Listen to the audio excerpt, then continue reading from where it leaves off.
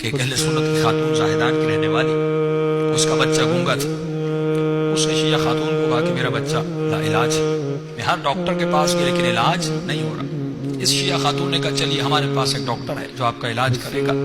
یہ ان کو جمکران لے گئے، کہا 2 رکعت نماز امام زمانہ پڑھو جس میں ایاک نعبد و ایاک نستعین سورہ تھا، اور ذکر رکوع 7 مرتبہ، ذکر سجدہ 7 مرتبہ، آپ نے بھی پڑھی ہوگی 15 شعبان کو۔ فرمایا 2 رکعت نماز پڑھو، اس کے بعد سجدے میں جاؤ اور 100 مرتبہ ذکر صلوات کرو۔ یہ خاتون کہتی ہے میں نے یہی کیا، سجدے میں جا کر 100 مرتبہ ذکر صلوات کیا، اب میری آنکھ لگ گئی، مجھے نیند آ گئی۔ خواب کے عالم میں کیا دیکھتی ہوں، پورے جمکران میں مجمع لگا ہے، بھیڑ لگی ہے، اس مجمع کے بیچ میں ایک نورانی چہرہ ہے۔ میں سمجھ گئی یہ وہی ہے جو میرا مسئلہ حل کرے گا، یہ وہی ہے جو میری مشکل کو حل کرے گا۔ لیکن میں بات کرنا چاہتی تھی، جیسے میری زبان پر تالے لگ گئے۔ میں بات کرنا چاہتی تھی لیکن پورا وجود میرا کانپ رہا تھا، کیسے بات کروں؟ ایک عجیب ہیبت میرے وجود پہ طاری ہو گئی۔ ایک مرتبہ اس شخص نے مڑ کر دیکھا کہ چہرہ چاند کی طرح چمک رہا تھا۔ انہوں نے کہا خاتون اپنے بیٹے کی شفا کے لیے آئی ہو؟ میں نے کہا مولا شفا کے لیے آئی ہوں۔ کہ تم نے نماز پڑھی؟ میں نے کہا مولا نماز پڑھی۔ کہ دوبارہ نماز پڑھو۔ کیا کرو؟ دوبارہ نماز پڑھو۔ میں نے کہا مولا ایک دفعہ پڑھی، کہ دوبارہ پڑھو۔ کہ جیسے میری آنکھ کھلی میں نے وضو کیا، 2 رکعت نماز پڑھی، اب سجدے میں گئی۔ اس کا فلسفہ سمجھیے۔ فرمایا جب پہلے نماز پڑھی تھی تو شک تھا،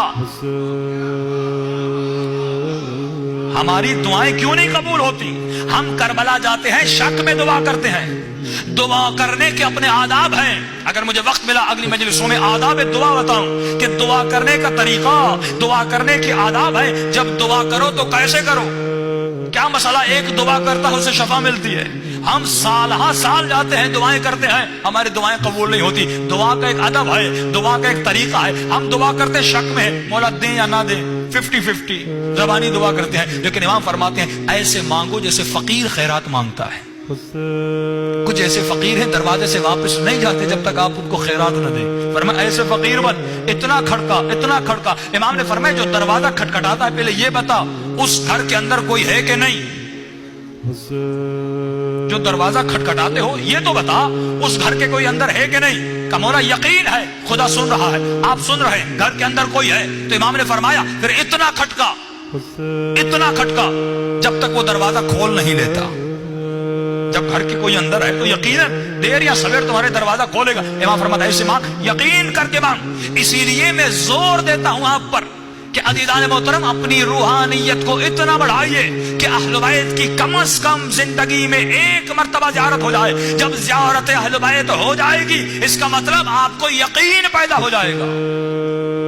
ابھی ہم علی ولی اللہ کہہ رہے ہیں، امام زمانہ کو مان رہے ہیں، امام حسین کو مان رہے ہیں، لیکن یقین کب ہوگا؟ جب یہ آنکھیں امام کی زیارت کر لیں، جب یہ آنکھیں وجود انور امام زمانہ یا امام حسین یا مولا علی یا رسول خدا کو دیکھ لیں، کم از کم کسی کو دیکھیں تو صحیح، تاکہ یقین اور مقام اطمینان پیدا ہو جائے۔ کیوں حضرت ابراہیم نے کہا اے خدا مجھے زندہ کر کے دکھا؟ کیوں امام کے صاحب نے کہا کہ مولا ہم دیکھنا چاہتے ہیں آپ کس طرح مردوں کو زندہ کرتے ہیں، لیطمئن قلبی، تاکہ قلب مطمئن ہو جائے۔ تو اطمینان قلب کے لیے ضروری ہے کم از کم زندگی میں 1 مرتبہ بھی اپنے مولا کی زیارت ہو جائے تاکہ یقین ہو جائے۔ فرمایا اس کو شک تھا، امام نے کہا دوبارہ نماز پڑھ، کیونکہ اب جب دوبارہ پڑھا اس نے خواب میں دیکھ لیا کہ کوئی ہے سننے والا، کوئی ہے مجھ سے باتیں کرنے والا، کوئی ہے میرے درد اور تکلیف اور مصیبتوں کو سننے والا جس کے ساتھ میں اپنی مصیبت بانٹوں۔ ایک مرتبہ نیند سے اٹھی، وضو کیا، جب دوبارہ نماز پڑھی، اب یہ خاتون کہتی ہے اب جب میں سجدے میں گئی میں نے 100 مرتبہ صلوات پڑھی، بس آخری صلوات کے قریب تھی،